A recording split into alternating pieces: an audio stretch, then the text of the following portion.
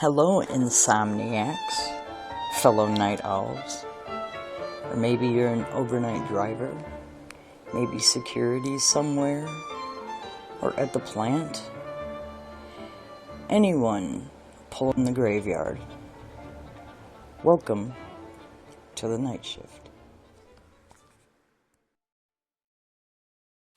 Hello, listeners and or watchers. Welcome back or welcome to the Night Shift volumes, where I usually read stories from Reddit thread, but tonight's special, because this story's been banging around in my head for a while. So if you're ready, let's begin.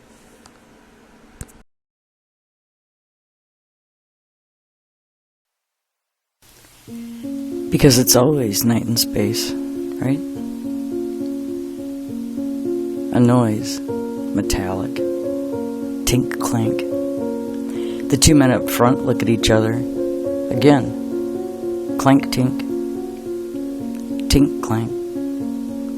The two men float up to the little window lookout to space.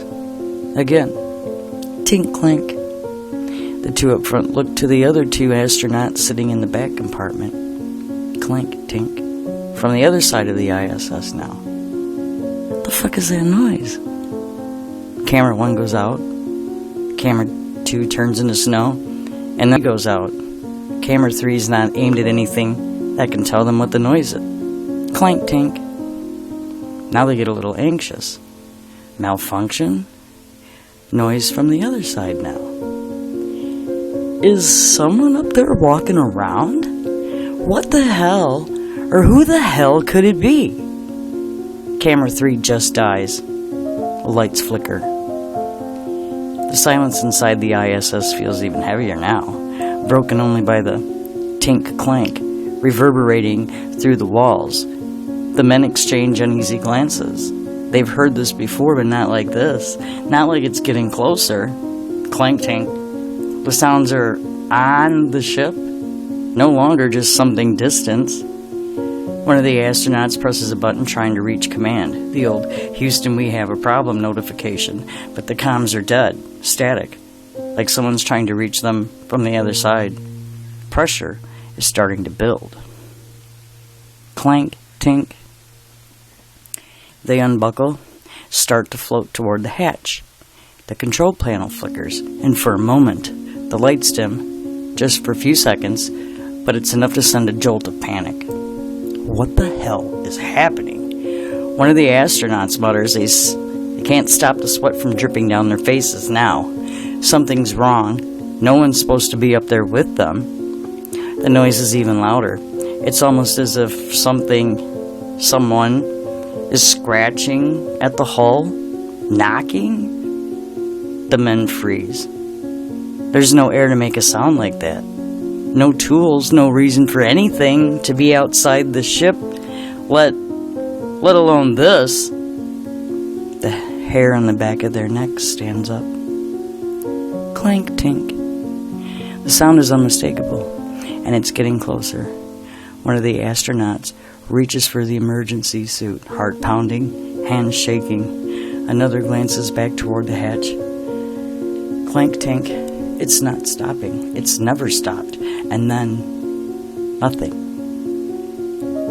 For a moment, there is nothing but stillness. The absence of sound hits harder than the noise ever did. They hold their breath, waiting, listening. Nothing. No clang tink. No flickering lights, no static. The air in the ISS feels thick now and suffocating, though they know there's still plenty of oxygen. They dare not move. Their eyes dart around, searching for anything that might explain what just happened. One of the astronauts slowly unbuckles from his restraints, the sound of his suit seals breaking almost too loud in the oppressive quiet. He reaches for the control panel, hoping to restore the comms, but the screen flickers again, static crawling over the display. His fingers tremble as he presses buttons, trying to force contact with mission control. But then, a shadow, a movement, just in the corner of the room. He freezes, his breath catching. A slow turn, There's nothing. He looks to his colleagues, but the other man is staring at the window. His face is pale. Clank tink. Oh shit. It's right outside now. It's on the ship. The men scramble, reaching for their helmets, strapping themselves into their emergency suits. The sudden realization hits them all at once. Whatever this is, it's not something they can outrun. It's not something they can fight. They're alone, no comms, no backup, just them, the sound, and whatever's waiting outside.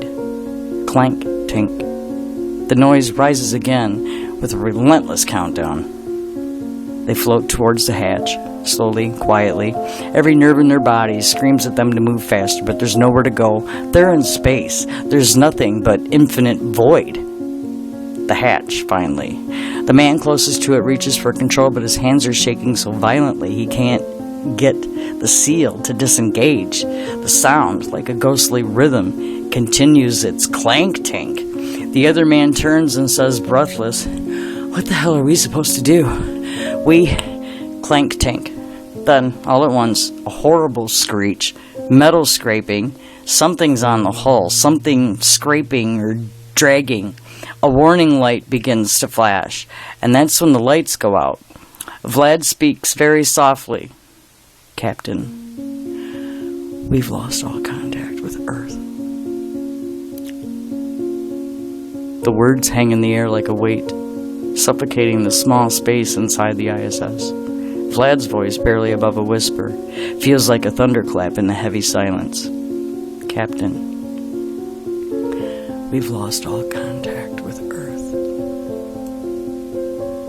The captain, drenched in sweat, his face pale under the harsh, flickering emergency lights, takes a long breath, his gaze fixed on the control panel.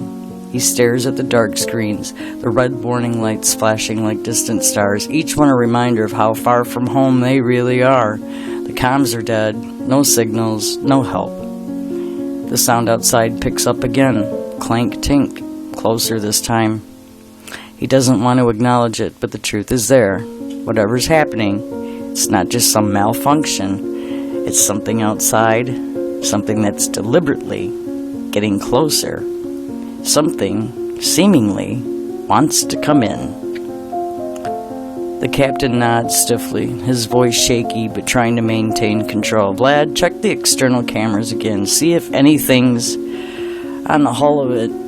Vlad floats toward the nearest terminal, fingers clumsy as he tries to bring up the view from the external cameras, but all he gets is snow, static, black and white fuzz, no usable footage at all. What the hell? Vlad voice cracks. "It's all out, Captain, every single one." "Damn it!" Captain mutters under his breath, frustration starting to rise, but he knows there's no time for anger now. "Check the emergency system. Maybe we can get a distress signal out." Vlad nods, but his movements are slow, as if his mind is trying to process the horror of the situation. Every clank-tink now echoes like a countdown in his ears. Then the softest sound, almost inaudible beneath the din of panic and dread. A voice, faint, muffled. "Help us." It's not coming from any of their radios, not from Earth. The captain's eyes widened, staring into the darkened cabin. His voice is barely a whisper now. "Did you hear that?" The crew is frozen, a cold chill spreading through the room. "Who?" Vlad starts, but he doesn't need to finish. They all know. The noise continues, not just outside now. It's coming from the walls, the sound of metal on metal, a scratching, a whisper, the sound of something, someone moving inside their ship. Clank-tink, clank-tink, tink-clank, as if two giant hands grab hold either side of the space station and give it a shake, shake, shake. All systems go haywire. Crew members thrown about as much as you can while floating. Clank-tink, that metallic noise. Jesus, that fucking noise embedding in their brains. The voices. What the hell were those? Help who?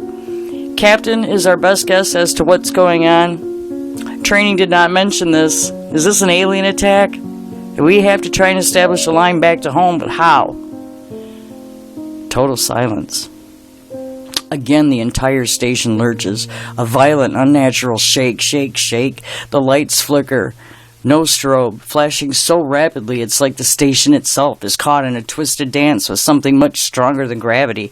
The crew's thrown in every direction, their bodies weightless yet still subject to the chaos of the station's uncontrollable movements. Some crash into walls, other into equipment, sending tools and panels scattering in microgravity. The entire SS groans, a deep, reverberating sound that feels like it's coming from the bowels of the station itself. The clank-tink echoes louder now, impossible to ignore. It pulses a rhythm that now sinks deep into their bones.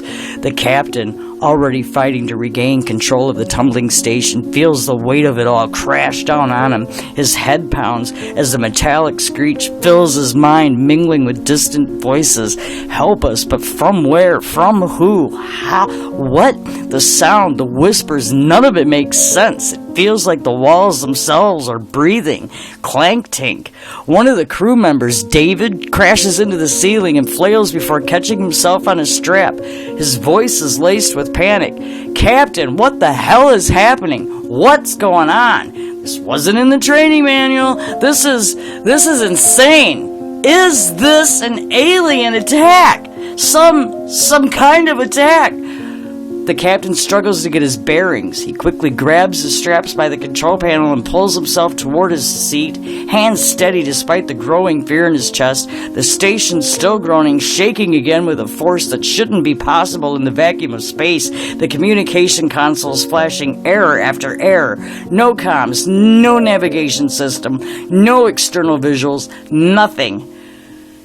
David, we don't have enough data to make any assumptions about what's out there. What we know is that something is here, and it's not us. His voice cracks just slightly, betraying the terror crawling up his throat. Possibility of an alien presence, but we don't have anything to confirm that. No sensors, no data, no communication. What I do know is that we're sitting ducks. A heavy silence follows, thick with the weight of his words. What I do know is that we are sitting ducks. He pulls himself into the command seat, his mind working frantically. Our best chance now is to try and reboot the external systems manually and see if we can send out a distress signal. We'll need to work quickly. His voice hardens. We have to try. Can't we just use the emergency comms? Vlad asks, his voice trembling as he drifts back into view. If we can't get to Houston, maybe we can send something to the nearest satellite or station. Anything. We can try. The captain's mind's already shifting into problem-solving mode, though his hands still shake. We'll have to bypass the damaged systems. It's a long shot, but it's all we've got. Clank-tink. The metal walls groan again, louder this time. The noise seems to echo from every angle, building in intensity as if something is pulsing and pushing against the very fabric of the International Space Station. And then the voices again. Help us. The captain clenches his jaw. He feels a cold sweat creeping down his back. Vlad, get to the aft panel. David, start with the comms console. We're going to try everything we can to get a line to anyone. The crew floats into position, pulling themselves along with whatever handholds they can find, but no one speaks now. The sound of clank-tink has become a maddening presence, drilling into their minds, filling the silence between their movements. Help us. The voices are louder now, but not from the speakers, from the walls. Clank-tink.